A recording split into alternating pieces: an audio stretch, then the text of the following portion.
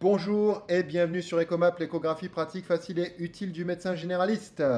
Merci pour votre soutien sur la chaîne, un grand merci. Je ne pensais vraiment pas que la chaîne allait avoir un succès à ce point, hein. Très franchement, des petits cas cliniques réels et authentiques d'un petit cabinet de médecine générale où en fait je me suis dit que j'allais partager avec vous les cas sympas qu'on obtient en consultation, voilà, avec mes internes. Et voilà, vous êtes nombreux à me mettre des likes, à vous abonner, à mettre des commentaires. Ça me fait hyper plaisir de vous répondre, de voir à quel point vous êtes enthousiaste. Pareil sur Facebook, un like, un commentaire, on développe la chaîne, on crée la communauté, hein, rejoignez-moi. Et puis votre formation à l'échographie est toujours offerte, hein, le lien est dans la description.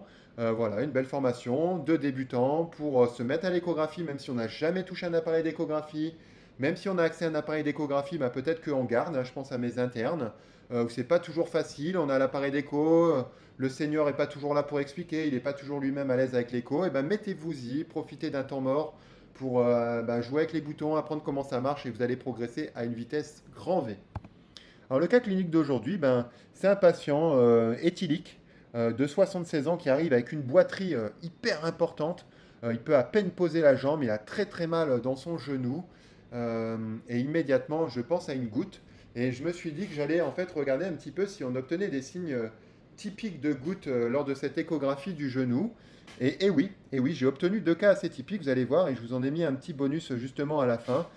C'est assez informatif, ça permet toujours de progresser sur cette maladie, parfois un peu négligée et méconnue, j'ai l'impression, et pourtant très fréquente, et en particulier ici aux Antilles, extrêmement fréquente, énormément de gouttes, en particulier à cause de l'alcool, hein.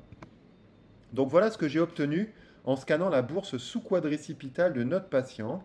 On a ici la tête du patient, ici les pieds du patient, on est sur une coupe sagittale. On a ici notre fémur, hein, on est dans l'axe du fémur. En haut, on a notre tendon quadricipital fibrillaire. Et en dessous, on a en fait cette bourse, on va dire suprapatellaire, puisqu'elle se localise au-dessus de la rotule, hein. Vous avez votre rotule qui serait ici, hein, et au-dessus de la rotule, on a une bourse qui va servir de stockage de liquide quand en fait la pression dans l'articulation va être trop importante. Tout le liquide inflammatoire en excès va monter et va aller en fait se localiser en priorité d'abord dans cette bourse suprapatellaire, hein, cette bourse sous-quadricipitale.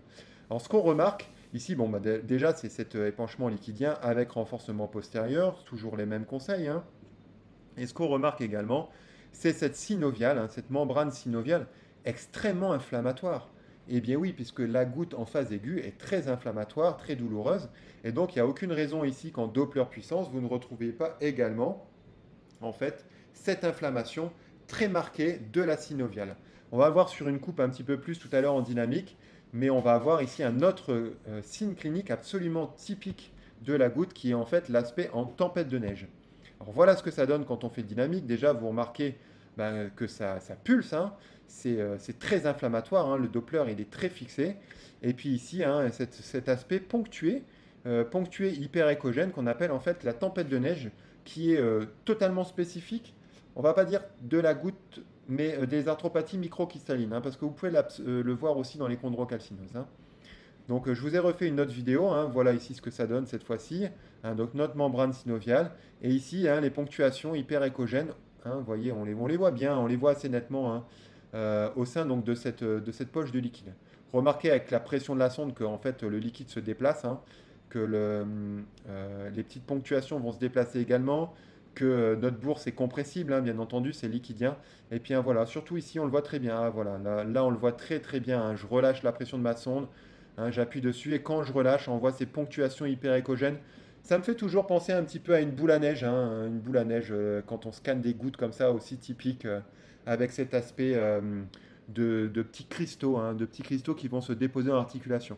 On a vu passer ici une cloison, hein, c'est assez fréquent, notamment quand on a une prolifération synoviale inflammatoire, comme c'est le cas ici, hein. Remarquez ici, hein, ces végétations synoviales assez importantes liées à l'inflammation, hein, voilà. Et puis donc, je vous laisse admirer cette tempête de neige au sein du genou de notre patient qui, je pense, s'en serait bien passé, très honnêtement, parce qu'il était vraiment extrêmement algique.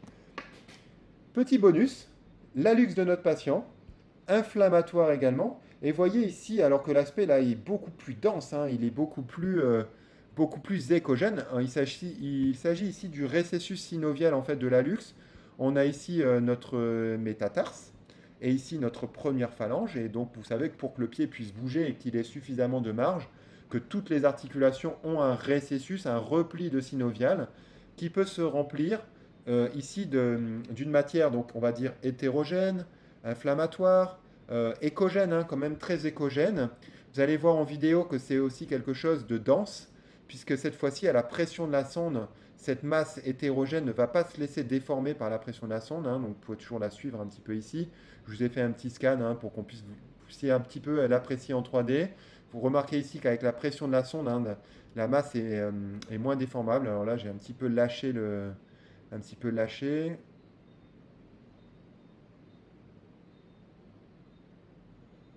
Donc voilà, on retrouve l'image, hein, j'ai un petit peu bougé lors de mon scan. Hein,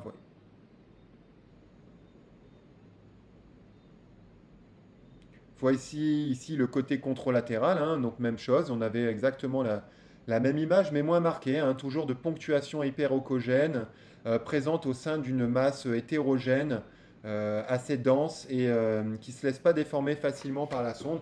Vous l'avez deviné, il s'agit bien sûr de toffee goutteux. Et oui, pour ce patient qui présente une goutte ancienne et évoluée et qui a fini à force de crise eh bien, de développer des dépôts permanents définitif dans son articulation qu'on appelle l'étophie. Voilà pour le petit cadeau bonus de cette fin de la vidéo. Si ça vous intéresse, je vous ai fait ici donc du coup un comparatif droite-gauche et puis je vous ai fait une autre vidéo sur le sujet vraiment totalement spécifique sur l'étophie.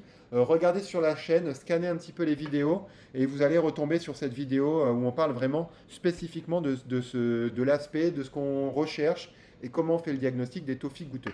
Hein, donc là, tophies bilatéraux, beaucoup plus marqués à droite, mais avec un aspect tout à fait typique, hein, vous voyez, tout à fait typique et similaire de dépôt dans le récessus synovial. C'est tout pour aujourd'hui. J'espère que ce cas clinique vous a plu, que vous avez appris beaucoup de choses, hein, comme d'habitude, ou même quelques petites choses, ne serait-ce qu'une chose, parce que je vous rappelle que si on progresse à chaque fois de 1%, à chaque vidéo qu'on regarde, si on emmagasine une petite connaissance qui nous fait progresser de 1%, imaginez au bout de l'année le niveau absolument exceptionnel qu'on peut obtenir. Et c'est tout ce que je vous souhaite. Développez votre art, prenez du plaisir. Si ça vous a plu, mettez-moi un like, abonnez-vous, mettez-moi un commentaire comme d'habitude, pareil sur Facebook. Et puis votre formation à l'échographie est ouverte. Cliquez sur le lien dès maintenant, il est toujours actif. Rejoignez-moi tant que le lien est actif et je vous souhaite beaucoup de plaisir dans le monde merveilleux de l'échographie.